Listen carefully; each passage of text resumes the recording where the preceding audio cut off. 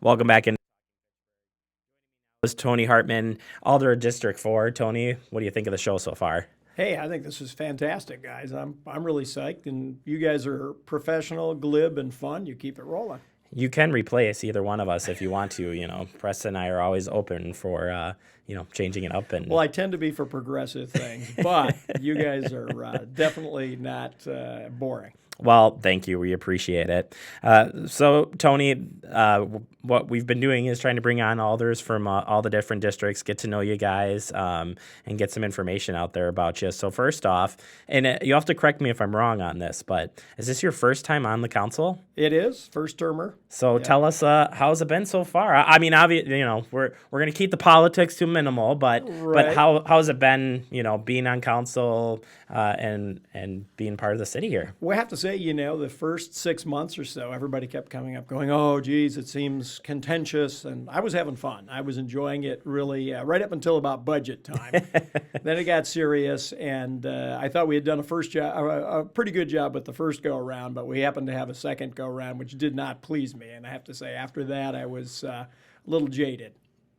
But overall, how do you like serving the constituents? Well, I do enjoy that. I especially appreciate taking on people with a point of view that isn't mine, but I learn from them, and I want to understand what they're all about, because obviously that's my job, is to represent a lot of people. And you know how the districts are divided up. Maybe not everybody does, but roughly 1/4 of the population is in each district. So when you look at Jake's and my district, which is 4, it looks huge, but that represents a lot of a lot of corn and beans. And Absolutely, and I was just going to ask you if you could kind of describe what District 4 is made up of, because each district brings kind of a special impact to the City of Fitchburg. yeah, well, District 4, I think, is wonderful microcosm. We have all 3 school districts. You guys just did the sports, which I thought was fascinating. I didn't hear that growl for the Oregon Panthers, but I did for the Wildcats. It's hard because we've got the Wildcats, we've got the Regions, and we've got the Panthers, which they all could do that roar thing, but we're working on it. We're working on it. Yes, get 3 different roars.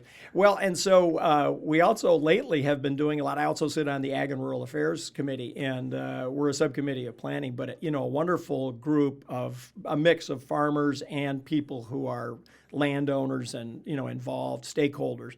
And because Fitchburg is unique with its ag land and this close to a large population center, we're pretty excited about the new ag plan, for example, that Wade Thompson is leading the charge on, but the university has taken on as a project.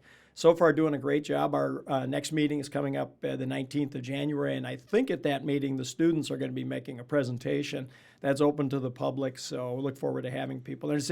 Typically at 4 in the afternoon, although we've had some later starts to accommodate people that want to come. And of course, if you miss that meeting or if you can't make it down here, it's always broadcasted. I have to plug ours, anytime. It's broadcasted right here on FACTv, so you can check that out at any time.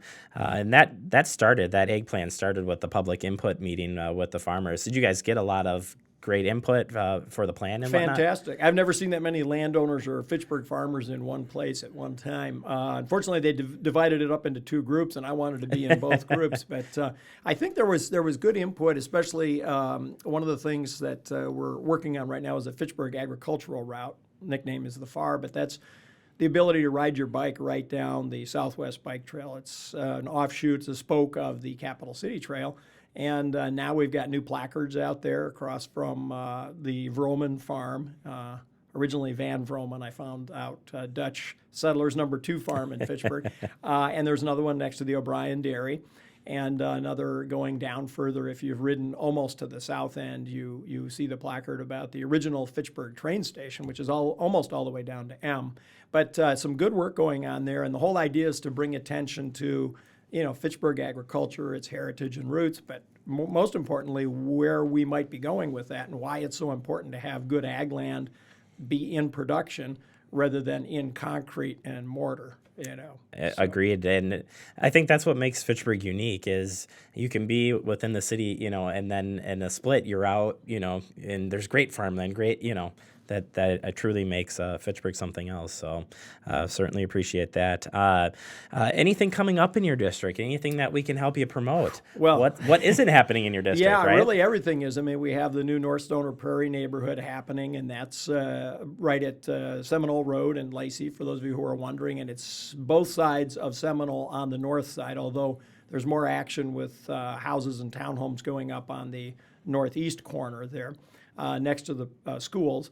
And then we have also some activity that is further west, and that would be the development right at the corner of Lacey and Fitch-Rona Road. New apartments going up first, Quarry Hill, and just a wonderful, just immediately adjacent to the bike trails. If anybody's been out on those, the mountain bike trails. So we've got recreation. You guys were talking sports, but of course you were talking a lot of traditional sports. We have 2 mountain bike trails in Fitchburg. One is the new Seminole Trail, which is just outside of my district, just north of PD, but west of Seminole, and down there adjacent to the pond, to Dunn's Marsh. And the other one, of course, has been there for a while, and that's the Quarry Hill Trails, or Quarry Park Trails. And those are, immediately adjacent to the sand and gravel. But a lot of fun there. People do, of course, ride the Cap City Trail every day. I noticed that we have trail permits now for sale, too. I'm sure you guys have been plugging those. I think we did it this morning. $25. Yeah, absolutely. And you can buy those right here at the front desk. So. Helping us promote. I told you, you could be a host on this show. We can add a third mic every day. We could go for it. Well, my colleague, my District 4 colleague, Jake Johnson, actually does production work. So I pity you guys when he comes on, because he will have the whole show going for you, I'm sure. Well, we'll let him run the show, and then Preston and I will just sit here and, have fun. So a coffee break. Right. All right. Well, if people want to get a hold of you, Tony, what would be the best way for them to reach out to you? Hey, I tell them, call me directly if you really want to talk to me. I promise to call you back. You can text me as well. 608-215-4446 is my cell phone number. But you can also email me, tony.hartmann@fitchburgwi.gov. And it's Hartmann with 2 N's. Yeah, I was making that mistake this morning, so my bad on that. No worries. But it is, like I said, I really appreciate hearing from people. I do like it if they let me know who they are so that I can respond to them. And, especially if they're upset with something I'm doing or if they have a difference of opinion. But also want to hear, what's on people's mind. Doesn't matter how, esoteric they might think it is or unique. A lot of the issues are backyard issues. We're talking about a pond at the bottom of Burnwood now that we're going to be spending some time and energy and resources on this next year. We've obviously just gone through a long citizen input process on East Lacey Road, so there's going to be a lot of work going on there over the coming years. And obviously we've got a lot of new apartments down there on that end, up and down Cyene Road. And anything to the east of Cyene is actually District 4 again. So uptown in that area, which will be developed in the coming years, there's a project on the table right now for a giant sports complex. Might be a little rich in terms of what they're asking for public support, but I think there's a lot of interest, and that would include a 4,200-seat arena for big tournaments. Yeah, I saw the drawings on that. It's it's definitely extravagant. I think that's the way to say it. So, but yeah. Well, there's another like one going in the northeast of Indianapolis. Same developers who are actually some fellows from just down the road in the Quad Cities. Another one from Iowa. So not too distant.